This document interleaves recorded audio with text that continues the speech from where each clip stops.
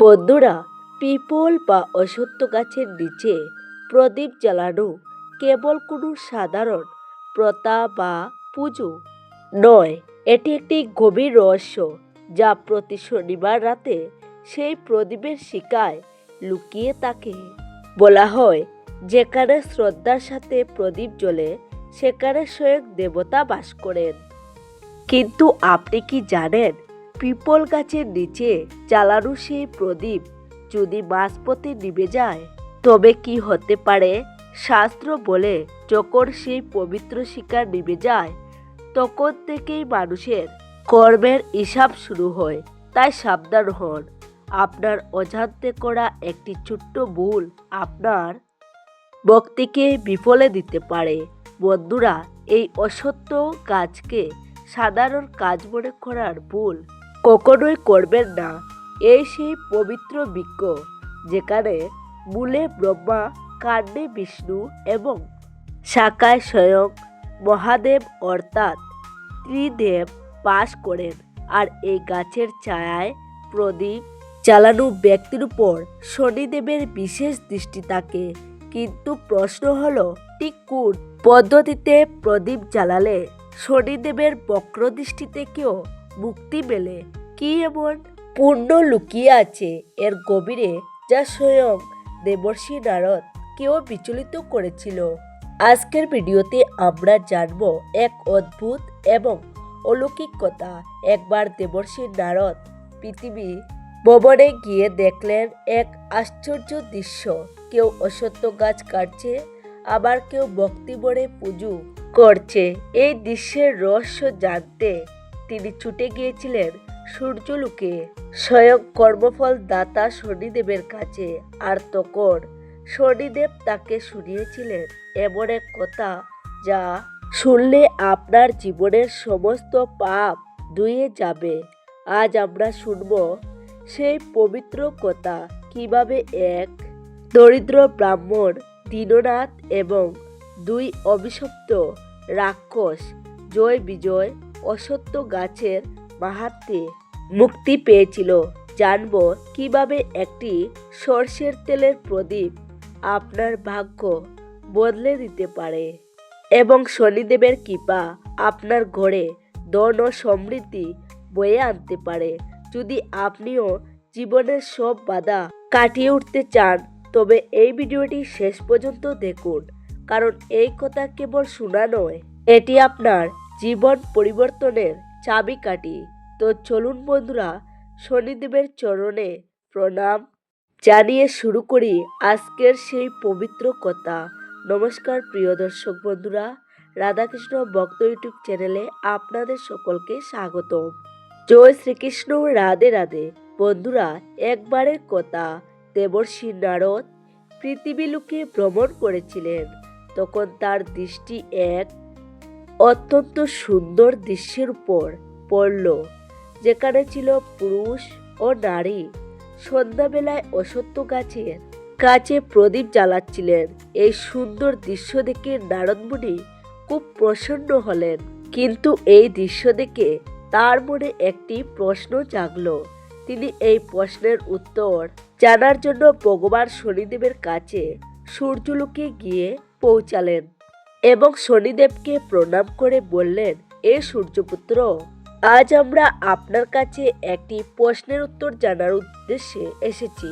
দয়া করে আমার প্রশ্নের উত্তর দিয়ে আমাকে অনুগ্রহিত করুন। শনিদেব দেবর্ষি নারদের অভিবাদন গ্রহণ করে বললেন, এ ব্রাহ্মণ নন্দন, এমন কোন প্রশ্ন যা আপনার মতো শ্রেষ্ঠ জ্ঞানীকে বিচলিত করছে? আপনি আমাকে নিঃসংকোচে তা বলুন, আমরা আপনার মনের জাগা সমস্ত প্রশ্নের ব্যাকুলতা অবশ্যই দূর করব। নারদজি প্রশ্নটি জানিয়ে বললেন, এ সূর্যপুত্র, যখন আমি আকাশপথে বিচরণ করছিলাম তখন আমার নজর পৃথিবী লোকের উপর পড়ল, যেখানে আমি দেখলাম কিছু দুষ্টু মানুষ পবিত্র অশ্বত্থ গাছ কাটছিল, যেন তাদের পিপল গাছের গুরুত্ব সম্পর্কে কোনো জ্ঞানই নেই। অন্যদিকে কিছু তপস্বী মুনি এবং স্বজন ব্যক্তি এই অশ্বত্থ গাছের পুজো করছিলেন। তারা গাছটির পরিক্রমা করছিলেন, যাতে জল অর্পণ করছিলেন, তার সাথে প্রদীপ জ্বালাচ্ছিলেন এবং হাত জোর করে মন্ত্র উচ্চারণ করছিলেন। এই ছায়াসুত এমন বিপরীত দৃশ্য দেখে আমার মনে প্রশ্ন জাগলো যে আসলে অশ্বত্থ গাছ এবং তার কাছে প্রদীপ কেন জ্বালানো হয়। এই রহস্য জানার তীব্র ইচ্ছা আমার মনে জাগ্রত হলো এবং আমি আমার প্রশ্ন নিয়ে আপনার কাছে চলে এলাম। তো বন্ধুরা, নারদজির মুখ থেকে এই প্রশ্ন শোনার পর শনিদেবের মুখে এক মধুর হাসি ফুটে উঠল। তারপর তিনি ধীরে ধীরে বললেন, এ মুনিশ্রেষ্ঠ, আজ আপনি খুব উত্তম প্রশ্ন জিজ্ঞাসা করেছেন। অশ্বত্থ গাছ কোনো সাধারণ গাছ নয়। এই গাছ স্বয়ং ত্রিদেবের স্বরূপের প্রতীক এবং এই গাছে স্বয়ং আমারও বাস আছে। যে মানুষ এই পবিত্র গাছের পুজো করে, এর কাছে সর্ষের তেলের প্রদীপ প্রজ্বলিত করে, সে একসাথে তিন দেবতার এবং আমার আশীর্বাদ প্রাপ্ত করে। তার সমস্ত পাপের নাশ হয় এবং সে মোক্ষ প্রাপ্ত করে। হে মুনিশ্রেষ্ঠ, আমি আপনাকে অশ্বত্থ গাছের মাহাত্ম্যের এক অত্যন্ত সুন্দর কথা শোনাচ্ছি, যা শোনার পর আপনি জানতে পারবেন যে এই গাছ এত পবিত্র কেন এবং মানুষের কেন এই গাছের কাছে প্রদীপ জ্বালানো উচিত। এ মুনিশ্রেষ্ঠ, এই কথা কেবল শ্রবণ করলেই মানুষের সমস্ত পাপ পুড়ে ছাই হয়ে যায় এবং যে মানুষ এই কথা অন্যদের শোনায়, তার ঘরে দারিদ্র ও অভাব কখনো থাকে না। তার উপর আসা বিপদ আমি স্বয়ং হরণ করি।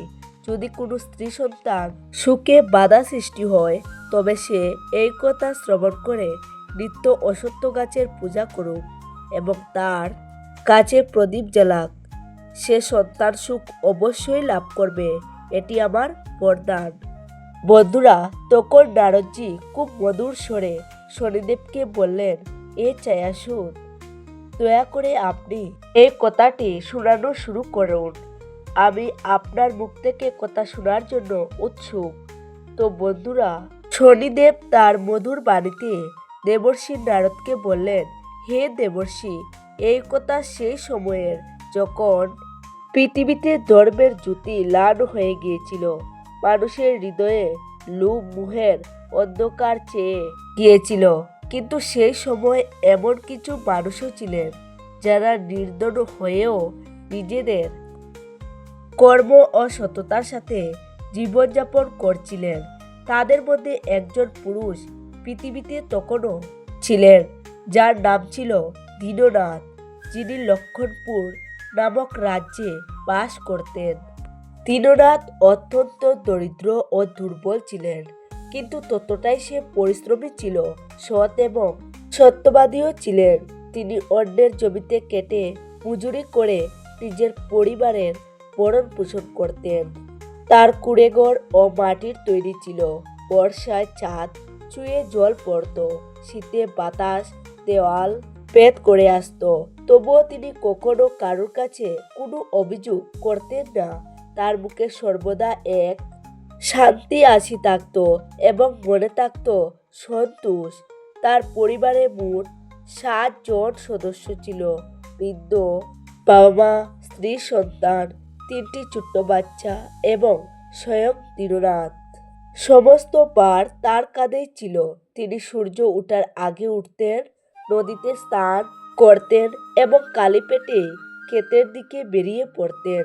সারাদিন রোদে ঘাম ঝরিয়ে সন্ধ্যা হতে হতে ক্লান্ত হয়ে তিনি বাড়ি ফিরতেন। কিন্তু এত পরিশ্রম করার পরেও তার ঘরে কখনো অন্ন পর্যাপ্ত হতো না। তার স্ত্রী সরল এবং প্রতিব্রতা ছিলেন। তিনি প্রতি পরিস্থিতিতে স্বামীর সঙ্গ দিতেন।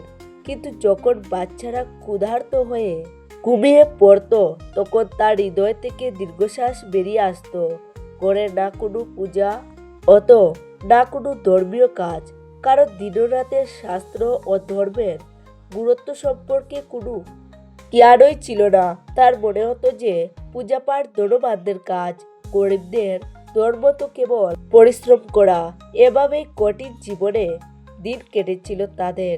কিন্তু এ সত্য যে ভগবান তার সত্যিকারের ভক্তকে কখনো ভুলেন না। সে তাকে জানুক বা না জানুক। একদিন যখন দিনরাত অত্যন্ত ক্লান্তির পর ক্ষেত থেকে ফিরল, তখন তার স্ত্রী দরজায় দাঁড়িয়েছিলেন।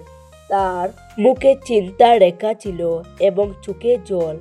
ধীর গলায় বললেন, স্বামী, আজ ঘরে রান্না করার মতো কাঠের একটি টুকরোও নেই। বাচ্চারা সারাদিন বিনা ভোজনে কাটিয়েছে। আপনি দয়া করে জঙ্গল থেকে কিছু কাঠ নিয়ে আসুন, যাতে চুলা জ্বালাতে পারে। স্ত্রীর কথায় দীননাথ সেদিনও ক্ষুধার্ত ও তৃষ্ণার্ত অবস্থায় হাতে পুরানো কুড়াল নিয়ে জঙ্গলের দিকে বেরিয়ে পড়ল। গরম বাতাস তার শুকনো ঠোঁট ফাটিয়ে দিচ্ছিল, কিন্তু তার পা থামছিল না। মনে কেবল একটাই চিন্তা, যদি আজ কাঠ না পাওয়া যায় তবে গড়ে চুলা কিভাবে জ্বলবে, স্ত্রী ও বাচ্চাদের কিভাবে খাওয়াবে। সে জঙ্গলের কিনারা দিয়ে ভেতরের দিকে এগোতে লাগলো। যেখানে তার নজর যায়, এক শুকনো ঝোপঝাড় আর পাথরের জমি। সে এদিক ওদিক করে খুঁজল, কখনো কোনো ঝোপ কুড়াল দিয়ে কাটলো, কোনো শুকনো ডালপালা জড়ো করার চেষ্টা করলো, কিন্তু এসবই বৃথা ছিল। জঙ্গল যেন আজ মৌন ছিল, গাছপালা যেন ঘুমিয়েছিল। না কোনো পাখির আওয়াজ, না কোনো পাতার কসকস শব্দ, শুধু বাতাসের হালকা দীর্ঘশ্বাস, যা তার ক্লান্তি ও হতাশার চেয়েও ব্যথা যোগ করছিল। ধীরে ধীরে সূর্যের লাল আভা ফেঁকে হতে লাগলো। আকাশে অস্তগামী সূর্যের সোনালি কিরণ গাছের মাঝে ঝিলমিল করছিল। দিনরাতের কপাল থেকে ঘামের ফোঁটা ঝরতে লাগলো। ফেটে খিদার জ্বালা বাড়ছিল এবং গলা শুকিয়ে যেন পাথর হয়ে গিয়েছিল। সে হাঁটুতে হাত রেখে কিছুক্ষণের জন্য থামলো, আকাশের দিকে তাকালো এবং ধীর স্বরে বলল, এ প্রভু, আমার জীবন কি এই সংঘর্ষের জন্যই তৈরি? না রুটি, না সুখ, না শান্তি, শুধু দিন রাতের পরিশ্রম আর খিদে। তার মুখে হতাশা স্পষ্ট দেখা যাচ্ছিল, কিন্তু তবুও সে হার মানল না। খিদে ও তৃষ্ণায় বেকুল হয়ে সে জঙ্গলের আরো ভিতরে চলে গেল। গাছপালা এখন আরো উঁচু ঘন হতে লাগলো। জায়গায় জায়গায় লতাপথ আটকে রেখেছিল। চুপচাপ তার পা ক্ষতবিক্ষত করছিল, তবুও সে এগিয়ে চলল, কারণ তার ভেতরে আশার শেষ আলোটুকু তখন জ্বলছিল। চলতে চলতে সে জঙ্গলের মাঝখানে পৌঁছে গেল। এই জায়গাটি বাকি জায়গা থেকে একদম আলাদা ছিল। এখানে গাছের বড় শাখা একে অপরের সাথে জড়িয়ে সূর্যের কিরণকে মাটিতে আসতে বাধা দিচ্ছিল। চারিদিকে এক রহস্যময় স্নিগ্ধতা বিরাজ করছে। মনে হচ্ছিল যেন এই জঙ্গলে কোনো রহস্য লুকিয়ে রেখেছে। যখন সে খুব ক্লান্ত হয়ে পড়ল, তখন তার পা আর চলতে চাইল না। তখন সে কাছের একটি পাথরে বসে পড়ল। তার চোখে জল ছিল এবং ঠোঁটে এক ভাঙা হাসি। সে ভাবল, এখন ভাগ্যের কাছে আর কি আশা করব, বলে সে কুড়াল তুলে বাড়ির দিকে ফেরার জন্য ঘুরল। তখনই তার নজর হঠাৎ এক বিশাল গাছের উপর পড়ল। সেই গাছটি বাকি সব গাছের চেয়ে আলাদা ছিল। তার চাল থেকে যেন হালকা সোনালি কিরণ বেরোচ্ছিল। তার শিকড় মাটির গভীরে গেঁথেছিল, যেন পুরো জঙ্গলের বার সে একাই সামনে রেখেছে। শাখাগুলোতে এত উঁচু ছিল যে মনে হচ্ছিল যেন আকাশ স্পর্শ করেছে। সেই গাছের চারিদিকে এক দিব্য আভা ছড়িয়ে পড়ল এবং ওখানকার পরিবেশ অত্যন্ত শান্ত ছিল। ঠান্ডা বাতাস বয়েছিল, যা তার ক্লান্ত শরীরকে আরাম দিচ্ছিল। সে কিছুক্ষণ সেখানেই দাঁড়িয়ে রইল। সে বুঝতে পারছিল না যে এটি কোনো সাধারণ গাছ নাকি কোনো দৈব শক্তির নিবাস।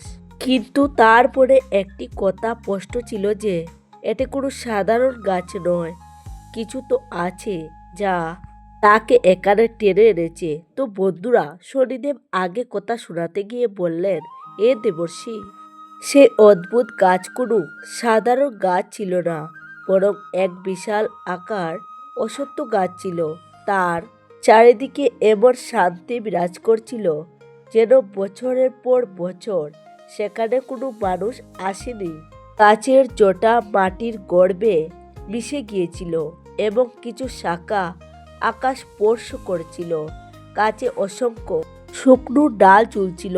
যখন দীননাথের নজর সেই শুকনো ডালগুলোর উপর পড়ল, তখন তার মনে এক আশার আলো জ্বলে উঠল।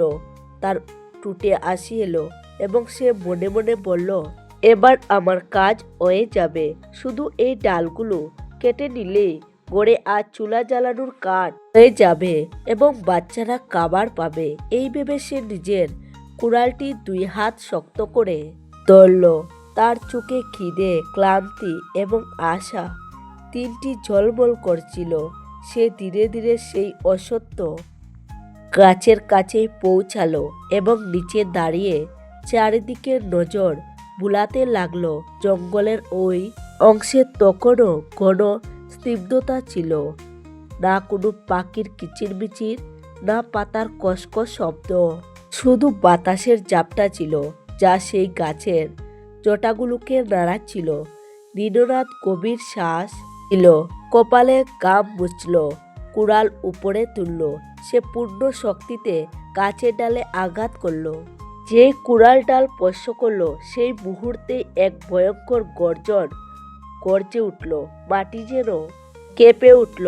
আর তখনই সে আকাশ থেকে ভেসে আসা এক বাণী শুনতে পেল, এ মানুষ, থামো, এ তুমি কি অনর্থ করতে যাচ্ছ? সে আওয়াজ এত ভয়ানক ছিল যে দীননাথের শরীর বয়ে কেঁপে উঠল। তার হাত থেকে কুড়াল পড়ে যেতে লাগলো। সে ঘাবড়ে গিয়ে চারিদিকে তাকাতে লাগলো, কিন্তু সেখানে কেউ ছিল না। হঠাৎ গাছের গোড়ার কাছে মাটি ফাটতে লাগলো এবং তার ভেতর থেকে 2 বিশাল আকার রাক্ষস প্রকট হলো। তাদের চোখ আগুনের শিকার মতো জ্বলছিল, তাদের দাঁত তলোয়ারের মতো চকচক করছিল এবং তাদের চুল বটগাছের লতার মতো লতানো ছিল। সেই পরিবেশের চারিদিকে ভয় ছড়িয়ে পড়ল। বাতাস স্থির হয়ে গেল, পাখিদের কলরব থেমে গেল এবং দীননাথের হৃৎস্পন্দন দ্রুত হতে লাগলো।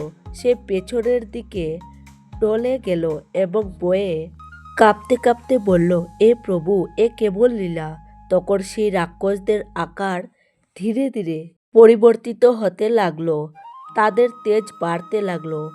তাদের শরীর থেকে কালো ধোঁয়ার আভা সরে যেতে লাগলো এবং দেখতে দেখতে তারা 2 সুন্দর দিব্য পুরুষের রূপে প্রকট হলো। তাদের শরীর থেকে আলো বেরোচ্ছিল, তাদের বুকে তেজ ছিল এবং চোখে ছিল করুণা। দীননাথ বিস্মিত হয়ে তাদের চরণে লুটিয়ে পড়ল। যখন তাদের মধ্যে এক দিব্য পুরুষ বলল, এ মানুষ, তুমি ভয় পেও না, আমরা কোনো সাধারণ জীব নই।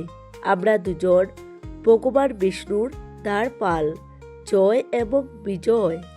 সনকাদি মুনির অভিশাপে আমরা এই রাক্ষস জন্মে পেয়েছি।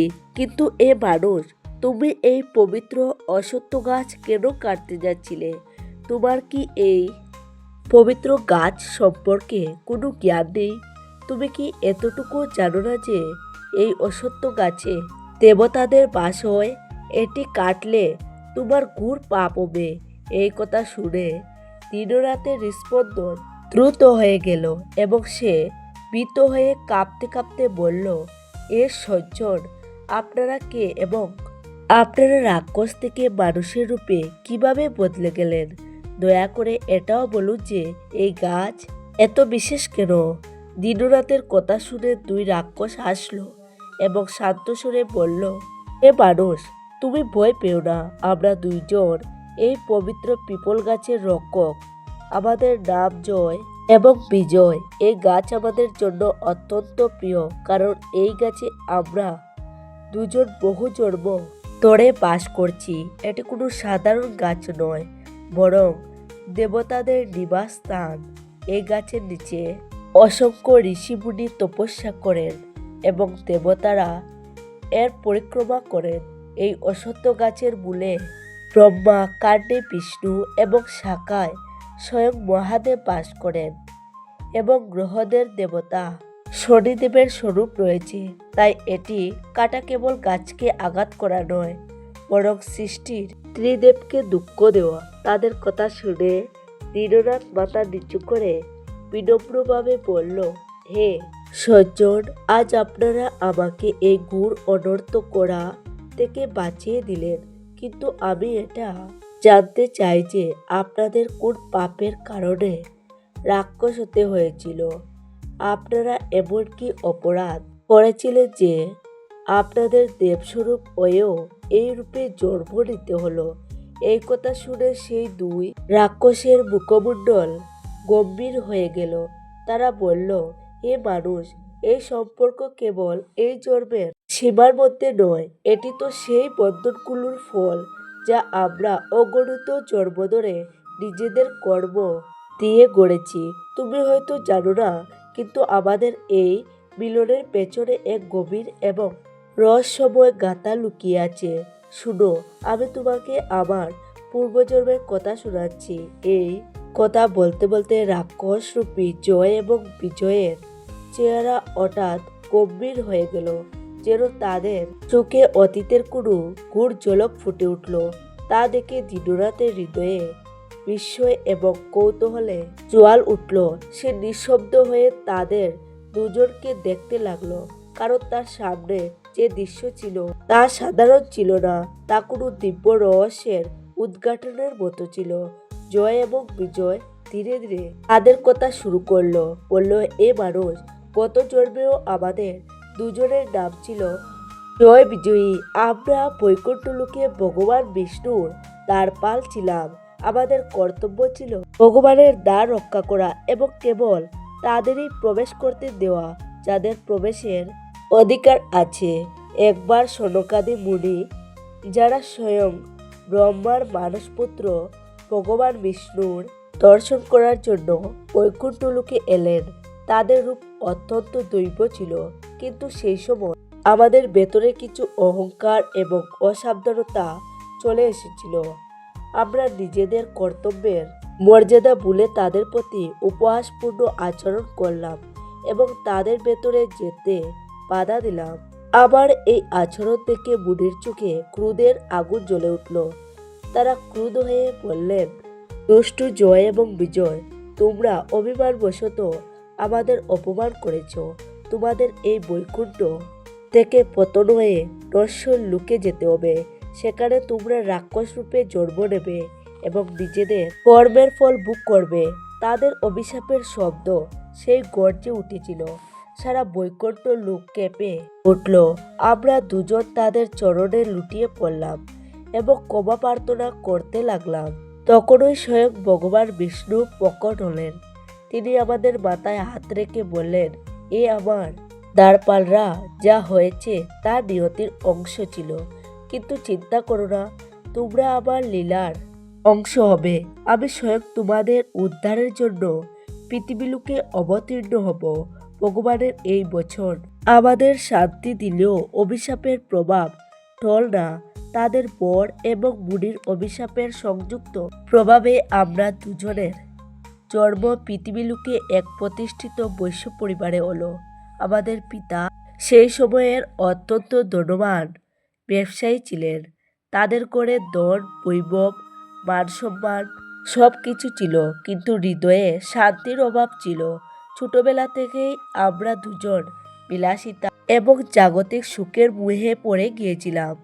কিছুদিন পর যখন আমরা যৌবনের দরজায় পৌঁছালাম, আমাদের পিতা বৈশ্যকুলের দুই অত্যন্ত সুসংস্কৃত কন্যার সাথে আমাদের বিবাহ করিয়ে দিলেন। ওই দুই কন্যা কেবল রূপে সুন্দরী ছিল না, স্বভাবগতভাবে অত্যন্ত ধার্মিক এবং সাত্ত্বিক ছিল। তারা প্রতিদিন ভোরে স্নান করে মন্দিরে প্রদীপ জ্বালাতো, ভক্তি গীতি গাইতো এবং ঈশ্বরের আরাধনায় মগ্ন থাকত। তাদের জীবন ধর্ম, সৎকর্ম এবং ভক্তি দিয়ে পূর্ণ ছিল। তারা সবার প্রতি করুণা রাখত, দীনদুঃখীদের সাহায্য করত। কিন্তু আমরা দুজন তাদের বিপরীতে ছিলাম। আমাদের দুজনের স্বভাব অত্যন্ত স্বার্থপর এবং অহংকারী ছিল। আমাদের ভেতরে না তখন ছিল করুণা, না ছিল বিনম্রতা, আর ছিল না ধর্মের প্রতি কোনো শ্রদ্ধা। আমাদের কাছে জীবনের অর্থ কেবল ধন, বৈভব এবং ভোগ পর্যন্ত সীমিত ছিল। আমরা দুজন নিজেদের স্ত্রীদের প্রতি কখনো সম্মানের ভাব রাখতাম না। আমাদের ভক্তি, তাদের সংযম, তাদের সাত্ত্বিক জীবন আমাদের সব ব্যর্থ এবং বোকামি মনে হতো। তারা যখনই আমাদের বোঝানোর চেষ্টা করত, আমরা উপহাসের সাথে তাদের কথা উড়িয়ে দিতাম। তারা আমাদের বুঝিয়ে বলতো, এ স্বামী, ধন এবং বৈভব ক্ষণস্থায়ী, সত্যিকারের সুখ তো ধর্ম এবং ভক্তিতে আছে। আমাদের ভগবানের আরাধনা করা উচিত, ভালো কাজ করা উচিত, যাতে আমাদের জীবনে শান্তি আসে। কিন্তু আমাদের দুজনের কাছে এসব কথা কেবল সময়ের অপচয় ছিল। আমাদের মনে হতো যে পূজাপাঠ এবং সৎকর্মের মতো কাজ কেবল দুর্বল এবং গরিবদের জন্য। আমাদের কাছে তো শক্তির অর্থ ছিল ধন এবং সম্মানের অর্থ ছিল সংসারের প্রশংসা।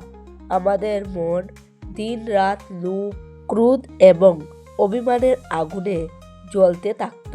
আমার স্ত্রী প্রায়ই রাতে প্রদীপ জ্বালিয়ে ভগবানের চরণে প্রার্থনা করত এবং আমাদের জন্য মঙ্গল কামনা করত।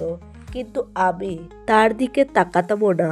সে যখনই বলতো, প্রিয়, কখনো তো মন্দিরে চলো, কখনো তো ক্ষুধার্তকে অন্ন দাও, আমি তার কথা শুনে তার উপহাস করে বলতাম, আরে প্রিয়, এসব তোমার ভ্রম। পূজাপাঠ করলে কোনো ফল পাওয়া যায় না।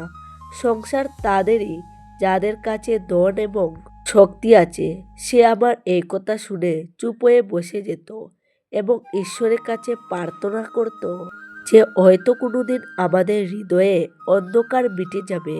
বন্ধুরা, এরপর জয় এবং বিজয় কথা এগিয়ে নিয়ে বলল, এ মানুষ, আমাদের গ্রামের কাছে এক মহান মুনির আশ্রম ছিল। সেই আশ্রম অত্যন্ত শান্ত, পবিত্র এবং প্রাকৃতিক সৌন্দর্যে ভরা ছিল। চারিদিকে ঘন গাছ, মধুর বাতাস এবং পাখিদের কলরব সেই স্থানকে স্বর্গের সমান বানিয়ে দিত। সেই মুনির আশ্রমের কাছে একটি প্রাচীন অশ্বত্থ গাছ ছিল, বিশাল সবুজ এবং দৈব। তার নিচে একটি পবিত্র বেদি তৈরি ছিল, যেখানে প্রতিদিন শ্রদ্ধালু মানুষ এসে পূজা অর্চনা করত এবং প্রদীপ জ্বালাত। গ্রামের মানুষ সেই স্থানটিকে অত্যন্ত পবিত্র মানত। তারা প্রথমে মুনির আশ্রমে গিয়ে সৎসঙ্গ শুনত, তারপর সেই অশ্বত্থ গাছে পূজা করত। প্রত্যেক সন্ধ্যায় যখন সূর্য অস্ত যেত, তখন মানুষ সেই গাছের চারিদিকে প্রদীপ জ্বালাত, জল চড়াত এবং পরিক্রমা করত। সেই সময় পরিবেশ এক দিব্য শান্তি ছড়িয়ে পড়ত। প্রদীপের শিখা বাতাসে মিটমিট করত, মন্ত্রের ধ্বনি চারিদিকে গর্জে উঠত এবং এমন মনে হতো যেন স্বয়ং দেবতা সেই স্থানে উপস্থিত। গ্রামের লোকদের এই দৃঢ় বিশ্বাস ছিল যে সেই পিপল গাছে ভগবান বিষ্ণুর পাশাপাশি সমস্ত দেবদেবীর বাস আছে। তারা বলতো যে যে ব্যক্তি শ্রদ্ধার সাথে এই অশ্বত্থ গাছের পূজা করে, তার সমস্ত পাপ নষ্ট হয়ে যায়। যে এর নিচে প্রদীপ জ্বালায়, তার মনস্কামনা পূর্ণ হয়। যার জীবনে দুঃখ, কষ্ট বা অভাব আছে, সে যদি নিষ্ঠার সাথে এই গাছের পরিক্রমা করে, তবে তার জীবনে ভগবানের কৃপা দৃষ্টি অবশ্যই বর্ষিত হয়। একদিনের কথা, দুপুরের সময় ছিল। সূর্য তার প্রখর কিরণ ছড়াচ্ছিল এবং বাতাসে হালকা গরম ভাব ছিল। আমরা দুই ভাই আমাদের ব্যবসা থেকে ফিরছিলাম। রাস্তা সেই মুনির আশ্রমের পাশ দিয়ে যেত। যেই আমরা সেখানে পৌঁছালাম, আমরা দেখলাম যে আশ্রমের সামনে সেই প্রাচীন অশ্বত্থ গাছের নিচে এক বৃদ্ধ ব্রাহ্মণ দাঁড়িয়ে আছেন। তার শরীরে সাধারণ কিছু পরিষ্কার বস্ত্র ছিল, কপালে চন্দনের তিলক জ্বলজ্বল করছিল এবং তার ঠোঁটে মধুর মন্ত্রের কম্পন হচ্ছিল। তিনি অত্যন্ত শ্রদ্ধা এবং একাগ্রতার সাথে সেই গাছের পূজা করছিলেন এবং গাছের গোড়ায় মন্ত্র উচ্চারণের সাথে জল চড়াচ্ছিলেন। গাছের চারিদিকে রাখা প্রদীপগুলো শিকা বাতাসে কাঁপছিল, যার ফলে পুরো পরিবেশ এক অদ্ভুত তীব্রতায় ভরে গিয়েছিল। এই দৃশ্য দেখে আমাদের ভেতরের অহংকার জেগে উঠল। আমরা দুজন একে অপরের দিকে তাকালাম এবং জুড়ে অট্টহাসিতে এসে উঠলাম। আমি ব্যঙ্গস্বরে বললাম, আরে ভাই, দেখো এই ব্রাহ্মণ কত বড় মূর্খ! এত জ্ঞানী হয়েও এক সাধারণ গাছের পুজো করছে, মন্ত্র পড়ছে, জল ছড়াচ্ছে, যেন কোনো দেবতা স্বয়ং এর সামনে দাঁড়িয়ে আছে। তখন ওই বিজয় একটু কটুস্বরে বলল, সত্যি বলছো ভাই তুমি? এ কেমন অন্ধবিশ্বাস! এ তো কেবল একটা গাছ, যেমন হাজার হাজার গাছ আরও আছে, তেমনি অন্তত অন্য গাছ আমাদের ফল ও ফুল দেয়, কিন্তু এত কোনো কাজেরও নয়। না ফল দেয় না ফুল, শুধু শুকনো ডালপালা বাতাসে দুলতে থাকে। আসলে এতে এমন কি বিশেষত্ব আছে যে মানুষ একে দেবতা মনে করে? আমাদের গলার স্বরে উপহাস ছিল, কমণ্ড ছিল এবং অজ্ঞানের অন্ধকার ছিল। সেখানে উপস্থিত কিছু গ্রামবাসী আমার অহংকার ভরা কথা শুনে চুপ হয়ে গেল। তখন এই ব্রাহ্মণ ধীরে ধীরে মাথা তুললেন। তার মুখে তেল মাত্র ক্রোধ ছিল না, কেবল করুণা এবং শান্ত ছিল। তিনি অত্যন্ত গম্ভীর এবং শান্ত স্বরে বললেন, বৎস, তোমার এই শব্দ অহংকার থেকে নয়, বরং তোমার অজ্ঞানতা থেকে সৃষ্টি হয়েছে। তুমি যাকে সাধারণ গাছ মনে করছো তা সাধারণ নয়, বরং এক অসাধারণ গাছ। এই অশ্বত্থ গাছ মাত্র একটি গাছ নয়, বরং স্বয়ং ভগবান বিষ্ণুর নিবাস স্থান। শাস্ত্রে বলা হয়েছে, অশ্বত্থ বয়া বিষ্ণুরেব, অর্থাৎ এই অশ্বত্থ গাছ স্বয়ং ভগবান বিষ্ণুর স্বরূপ। এই শিকড়ে ব্রহ্মা, কাণ্ডে বিষ্ণু এবং শাখায় মহাদেবের বাস এবং এর পাতার সমস্ত দেবদেবী নিবাস করেন। এই গাছ জীবন্ত, দিব্য। একে যে নমস্কার করে সে দেবতাদের নমস্কার করে। যে এর নিচে প্রদীপ জ্বালায় তার জীবনের অন্ধকার মিটে যায়। বৎস, তোমাকে এটি নির্জীব মনে হচ্ছে, কারণ তোমার দৃষ্টি জাগতিক। যখন দৃষ্টিতে শ্রদ্ধা আসে তখন প্রতিটি কোণাতে পরমাত্মাকে দেখা যায়। ব্রাহ্মণের বাণীতে কোনো ক্রোধ ছিল না, কেবল জ্ঞানের গাম্ভীর্য এবং মমতার ভাব ছিল। কিন্তু আমাদের ভেতরে অহংকার সেই সত্যকে স্বীকার করতে প্রস্তুত ছিল না। আমরা হাসতে হাসতে বললাম, আরে ব্রাহ্মণ, তুমি যতই উপদেশ দাও, কিন্তু আমাদের কাছে এসব ব্যর্থ। আমাদের কোনো দেবতা কাছে দেখা যায় না। ব্রাহ্মণ পুনরায় শান্তস্বরে বলল, বৎস, সংসারকে দেখার দুটি উপায় আছে, এক অন্ধত্বের দৃষ্টি দিয়ে এবং আরেকটি হলো শ্রদ্ধার দৃষ্টি দিয়ে। যে কেবল জাগতিক চোখ দিয়ে দেখে সে গাছই দেখে, কিন্তু যে শ্রদ্ধা দিয়ে দেখে সে অতই ভগবানের নিদর্শন পান। তুমি আজ হাসছ, কিন্তু একদিন তুমি সত্যের বোধ অবশ্যই পাবে এবং সেদিন তোমার এই অহংকার তোমার পতনের কারণ হবে। এটুকু বলে ব্রাহ্মণ নিজের চোখ বন্ধ করলেন এবং পুনরায় মন্ত্র উচ্চারণে লীন হয়ে গেলেন। সেই ব্রাহ্মণের কথা আমাদের দুজনের অহংকারকে আরো উচকে দিল। এরপর আমরা দুজন কটু শব্দে সেই ব্রাহ্মণের এবং সেই গাছের উপহাস করলাম এবং রাগে সেই গাছের কাছে গিয়ে ব্যঙ্গপূর্ণ স্বরে বললাম, দেখি তোমার এই গাছ কত মহান। এই বলে আমরা দুজন আবেগে অশ্বত্থ গাছে লাথি মারতে লাগলাম এবং সেই গাছের উপহাস করতে লাগলাম। সেই মুহূর্তে এক বিচিত্র ঘটনা ঘটল এবং আমাদের দুজনের শরীরে পরিবর্তন হতে লাগলো। কিছুক্ষণ পরেই আমরা দুজন রাক্ষসের রূপে বদলে গেলাম। নিজেদের এই রূপ দেখে আমরা দুজনে জুড়ে জুড়ে চিৎকার করতে লাগলাম। আমার চিৎকার শুনে আশ্রমের মুনি আবার সেখানে এলেন। তারা দেখলেন আমরা দুজনে তার চরণে লুটিয়ে পড়লাম এবং কাঁদতে কাঁদতে সব কথা তাকে শোনালাম। তার কাছে মিনতি করলাম যেন আমাকে এই অভিশাপ থেকে তিনি মুক্তি দেন। মুনি গম্ভীর স্বরে বললেন, বৎস, তোমরা দুজন এক ঘোর পাপ করেছ। অসত্য গাছকে অপবিত্র করা এবং তার অপমান করা স্বয়ং ভগবান বিষ্ণুর অপমান।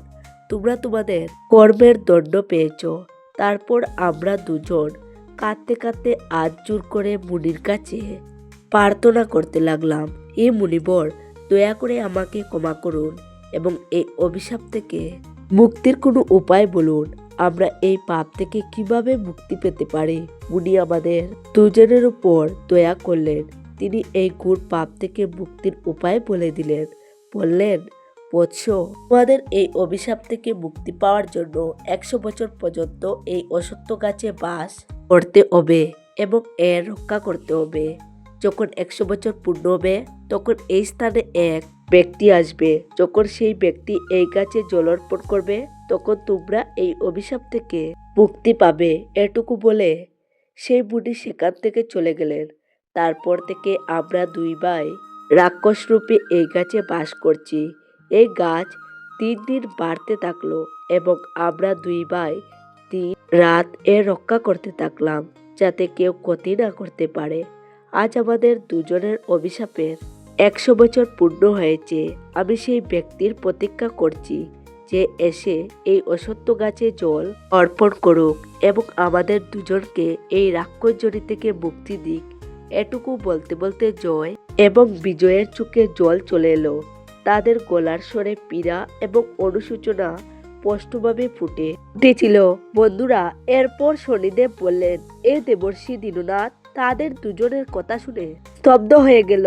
তার মন শূন্য হয়ে গেল। সে বুঝতে পারছিল না যে যা কিছু সে এখন শুনল তা স্বপ্ন ছিল কিনা সত্যি।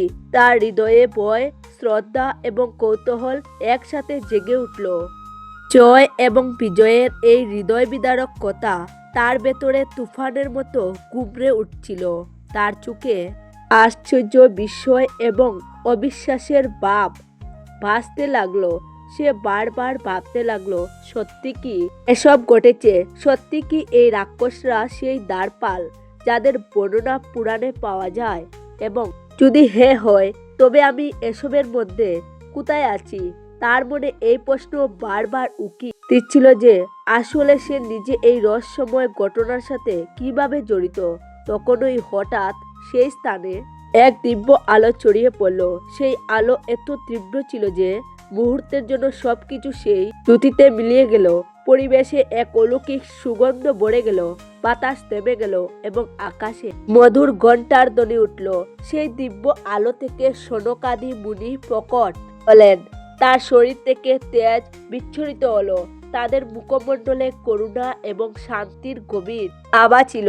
তাদের স্বর গম্ভীর কিন্তু স্নেহে ভরা ছিল।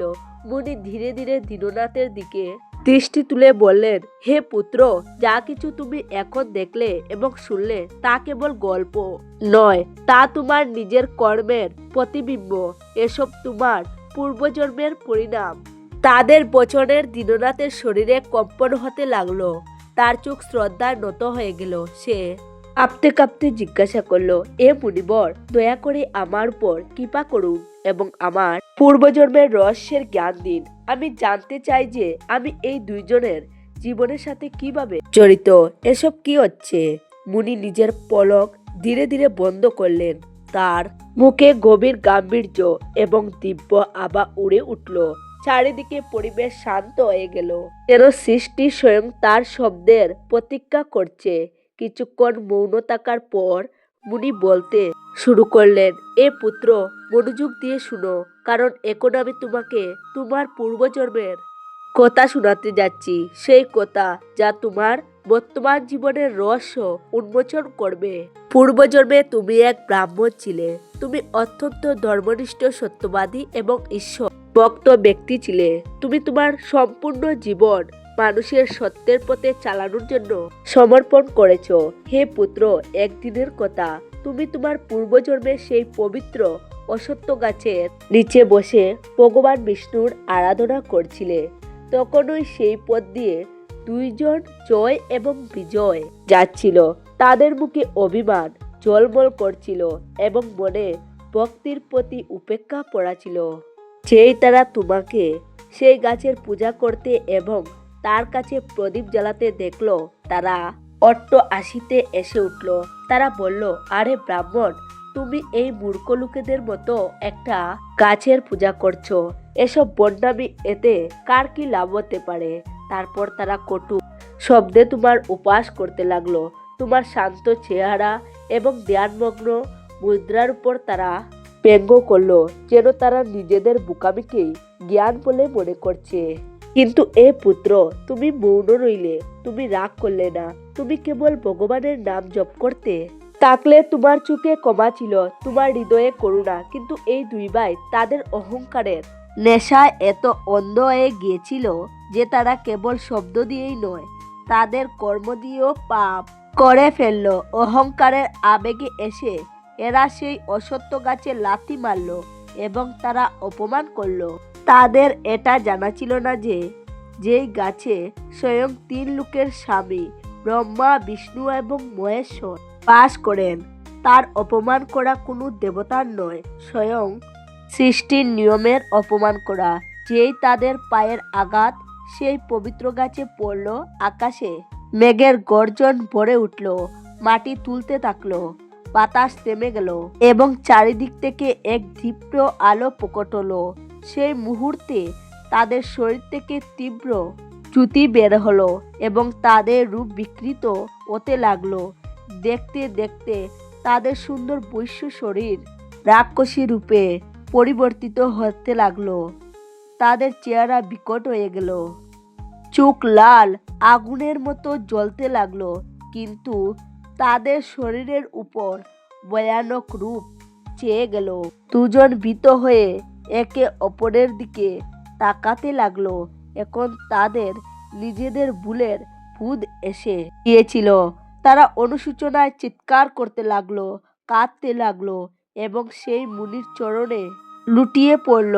তারপর সেই মুনি বললেন, এ মূর্খরা, তোমরা যেই গাছের অপমান করেছ তা স্বয়ং ভগবান বিষ্ণুর রূপ, কিন্তু তোমাদের ভেতরে অনুশোচনা জেগেছে, তাই তোমরা মুক্তির পথ পাবে। মুনিবর আরো বললেন, যখন তোমরা এই রাক্ষস রূপে 100 বছর পূর্ণ করে নেবে, তখন সেই ব্রাহ্মণ যিনি আজ তোমাদের অপমানে মৌন হয়ে সহ্য করলেন, তিনি তোমাদের কাছে আবার আসবেন, কিন্তু এবার তিনি সাধারণ মানুষ রূপে হবেন। তিনি যখন সেই অশ্বত্থ গাছে জল অর্পণ করবেন, তখনই তোমরা উদ্ধার পাবে, তোমাদের রাক্ষসী রূপ অন্ত হবে এবং তোমরা পুনরায় নিজেদের দিব্য স্বরূপ লাভ করবে।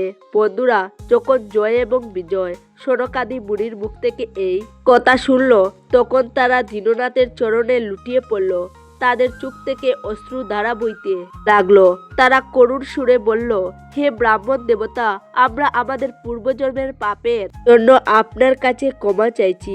আমি আমার অহংকার এবং অজ্ঞানের কারণে আপনাকে অনেক দুঃখ দিয়েছিলাম এবং এই অশ্বত্থ গাছের অপমান করেছিলাম। তার জন্য আমরা আপনার কাছে ক্ষমা চাইছি এবং আপনার কাছে হাত জোড় করে নিবেদন করছি যে আপনি নিজের হাতে এই পবিত্র গাছে জল অর্পণ করে আমাকে এই অভিশাপ থেকে মুক্ত করুন। তাদের দুজনের নিবেদন শুনে দীননাথের চোখে করুণা বয়ে গেল। সে তাদের দুজনের প্রতি কোনো ক্রোধ বা ঘৃণা দেখালো না, বরং তার হৃদয়ে শ্রদ্ধা এবং সহানুভূতির ভাব জেগে উঠল। সে সনকাদি মুনির দিকে তাকালো এবং বলল, হে মুনিবর, আপনি আমাকে বলুন, আমি এই পূর্ণ কাজ কিভাবে পূর্ণ করব? সনকাদি মুনি দীননাথকে অশ্বত্থ গাছের কাছে গিয়ে বললেন, এ বৎস, এই গাছের শ্রদ্ধার সাথে জল অর্পণ করো এবং ভগবান বিষ্ণুর স্মরণ করে প্রদীপ জ্বালাও। এতে তোমার এই জন্মের পাপ সব নষ্ট হয়ে যাবে, সাথে সাথে জয় এবং বিজয় তাদের পাপ থেকে মুক্তি পাবে। বন্ধুরা, সনকাদি মুনি দীননাথকে দিব্য কলস দিলেন দীননাথ শ্রদ্ধাপূর্বক কলস তুলল এবং তাতে নির্মল জল বলল। তারপর সে অশ্বত্থ গাছের সেই প্রাচীন এবং পবিত্র গাছের সামনে গিয়ে দাঁড়ালো, যেখানে কখনো রাক্ষসরূপী জয় এবং বিজয় তাদের পাপের বোঝা সয়েছিল। দীননাথ নিজের চোখ বন্ধ করল এবং নিজের মনে ভগবান বিষ্ণুর শরণ নিল। তার বাণী থেকে ধীরে ধীরে মধুর মন্ত্রের ধ্বনি বেরোতে লাগলো। ওম নমো ভগবতে বাসুদেবায়। সেই পবিত্র নামের সাথে সে কলসের জল ধীরে ধীরে গাছের গোড়ায় অর্পণ করা শুরু করলো। সেই জলের প্রথম দ্বারা সেই মাটি স্পর্শ করলো। যখনই অমনি এক অলৌকিক ঘটনা ঘটল। অশ্বত্থ গাছের নিচে থেকে এক দিব্য আলো প্রকট হলো, উজ্জ্বল, শান্ত এবং অনন্ত। সেই আলো ধীরে ধীরে ছড়িয়ে পড়তে লাগলো এবং তার আভা পূর্ণ পরিবেশকে আলোকিত করে দিল। গাছের নিচ থেকে জয় এবং বিজয়ের রাক্ষসী রূপ চলতে লাগলো, যেন কোনো অন্ধকার আলোর স্পর্শে মিটে যাচ্ছে। কিন্তু মুহূর্তের মধ্যেই তারা দুজন তাদের বন্ধন থেকে মুক্ত হয়ে গেল। তাদের মুখে প্রসন্নতা এবং শান্তির আভা ফুটে উঠল। তারা আজ জোর করে সনকাদি মুনি এবং দীননাথের চরণে নত হলো। জয় বলল, এ ব্রাহ্মণ দেবতা, আপনার পূর্ণ কর্ম, আপনার ভক্তি এবং ভগবান বিষ্ণুর কৃপায় আজ আমরা সেই অভিশাপ থেকে মুক্ত হয়েছি, যা যুগ যুগ ধরে আমাদের সাথে ছিল। আপনি সেই কাজ পূর্ণ করলেন, যার জন্য আমরা যুগ যুগ ধরে প্রতীক্ষা করেছিলাম। আমরা আপনার প্রতি সদা কৃতজ্ঞ থাকব। বিজয় ও বিনম্র হয়ে বলল, এ পূজ্য, যদি আজ আপনি শ্রদ্ধা এবং করুণার প্রদীপ না জ্বালাতেন, তবে আমরা সদা এই অন্ধকারে বাধা থাকতাম। আপনি আমাদের কেবল মুক্তি দেননি, বরং এটাও শিখিয়েছেন যে সত্য ভক্তিতে কত শক্তি থাকে। এতটুকু বলে দুজন সনকা মুনিকে প্রণাম করলো, তাদের চরণে মাথা নোয়ালো এবং ধীরে ধীরে দিব্য আলোয় বিলীন হতে হতে বৈকুণ্ঠ লোকের দিকে প্রস্থান করলো। সেই মুহূর্তে আকাশে মধুর বাণীর ধ্বনিতে মুখরিত হয়ে উঠল। পুষ্প বর্ষণ হতে লাগলো এবং পরিবেশে এক দিব্য সুগন্ধ ছড়িয়ে পড়ল। অশ্বত্থ গাছের পাতাগুলো মৃদু মৃদু দুলতে লাগলো, যেন স্বয়ং ভগবান বিষ্ণু সেই মুহূর্তে প্রসন্ন হয়ে তাদের আশীর্বাদ দিচ্ছেন। বন্ধুরা, এই ঘটনার পর দীননাথের জীবনে এক মহান পরিবর্তন এলো। সে সেই দিন বুঝে নিল যে অশ্বত্থ গাছ কেবল একটি গাছ নয়, বরং ভগবান বিষ্ণুর জীবন্ত রূপ। সেই দিন থেকে সে প্রতিদিন শ্রদ্ধা এবং প্রেমের সাথে সেই গাছের পূজা করা শুরু করলো। সে প্রত্যেক সকালে স্নান করে অশ্বত্থ গাছের কাছে প্রদীপ জ্বালাতো, জল অর্পণ করত এবং মনে মনে বলতো, এ প্রভু, আমাকে সদা বিনম্র এবং ভক্তিতে স্থির রাখো। ধীরে ধীরে সে নিজের পরিবার এবং গ্রামবাসীদের ধর্ম এবং ভক্তির পথে চলার প্রেরণা দিল। তার জীবনে শান্তি, সন্তোষ এবং সমৃদ্ধি ফিরে এলো। যে ঘর কখনো দারিদ্র এবং দুঃখে ভরা ছিল, সেখানে এখন আনন্দ এবং কল্যাণের বাস হয়ে গেল। তারপর সে কিছু পুঁজি জোগাড় করে একটি ব্যবসা শুরু করলো। তার ব্যবসা অল্প দিনের মধ্যে ফুলে ফেঁপে উঠল। তার পরিবার, প্রেম এবং একতা বেড়ে গেল। দীননাথ এখন জেনে গিয়েছিল যে সত্যিকারের সুখ না ধনে আছে, না বৈভবে, বরং ঈশ্বরের ভক্তি এবং পবিত্র গাছের সম্মানে আছে। সে প্রত্যেক আগন্তককে এই উপদেশ দিত যে অসত্যের নিচে প্রদীপ জ্বালায় সে নিজের অন্ধকারময় ভাগ্যকে স্বয়ং আলোকিত করে। বন্ধুরা, এভাবেই শনিদেব অসত্য গাছের গুরুত্বের পবিত্রকতা সমাপ্ত করলেন। সেই সময় তার মুখমণ্ডলে এক অদ্ভুত দিব্য তেজ ঝলমল করছিল। তার চোখে করুণা এবং জ্ঞানের গভীরতা ছিল এবং পরিবেশে এক অলৌকিক শান্তি বিরাজ করছিল। দেবর্ষি নারদ, যিনি এতক্ষণ মৌন হয়ে শ্রদ্ধাভাবে শুনেছিলেন, অত্যন্ত ভাববিহ্বল হয়ে উঠলেন। তার চোখে ভক্তির অশ্রু ভরে গেল। তিনি নিজের হাত জোড় করে বিনম্রভাবে বললেন, এ সূর্যপুত্র, আপনার মুখ থেকে এই দিব্য এবং পবিত্র কথা শুনে আমি ধন্য হয়ে গেলাম। আপনি আজ আমার কৌতূহলের সমাধান করে দিলেন এবং আমাকে সেই সত্যের বোধ করালেন, যা মানব জীবনের সার। আজ আপনার বাণী থেকে এটি স্পষ্ট হয়ে গেল যে মানুষ নিজের অজ্ঞান, মোহ এবং অন্ধকারের কারণে পাপের পথে চলে। কিন্তু যখন সে সত্যিকারের মনে ঈশ্বরের স্মরণ করে এবং ভক্তির আশ্রয় নেয়, তখন আপনার কৃপায় তার উদ্ধার হয়ে যায়। আজ আপনি এটিও সিদ্ধ করলেন যে এই অসত্য গাছ কেবল একটি গাছ নয়, বরং যে ভক্তির আশ্রয় নেয় তখন আপনার কৃপায় তার উদ্ধার হয়ে যায়। আজ আপনি এটিও শেখালেন যে একটি গাছ নয়, বরং স্বয়ং শ্রী হরির দিব্য স্বরূপ, যেখানে 3 লোকের দেবতার বাস আছে। দেবর্ষি নারদের এই শব্দে ভগবান শনিদেব আসলেন। তার হাসিতে দয়া এবং করুণা দুটোই ঝলমল করছিল। তিনি গম্ভীর এবং মধুর স্বরে বললেন, এ মণিশ্রেষ্ঠ, তোমার বচনে সত্য আছে।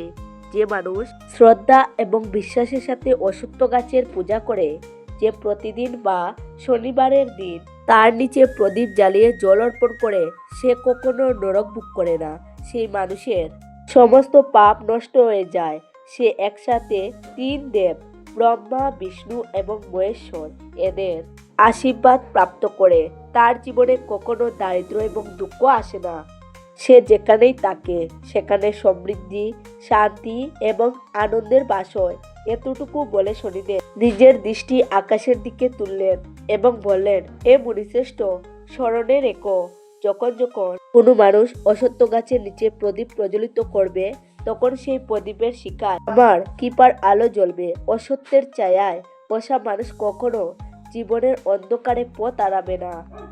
সে যা চায়, যতই পীড়া হোক না কেন, যদি সে শ্রদ্ধার সাথে অসত্য গাছের কাছে প্রদীপ জ্বালায়, আর দুঃখ মুহূর্তে দূর হয়ে যাবে। বন্ধুরা, এভাবে শনিদেব দেবর্ষি নারদকে অসত্য গাছের প্রদীপ প্রজ্বলিত করার মাহাত্ম্য শুনালেন।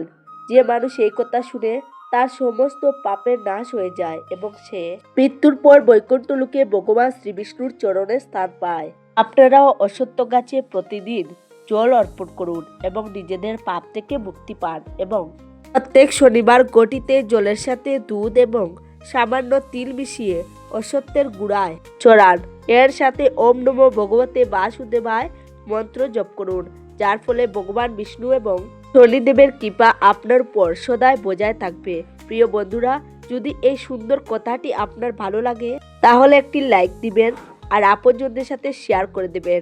সবাই ভালো থাকুন, সুস্থ থাকুন। দেখা হবে নতুন একটি ভিডিওতে। নমস্কার, ধন্যবাদ।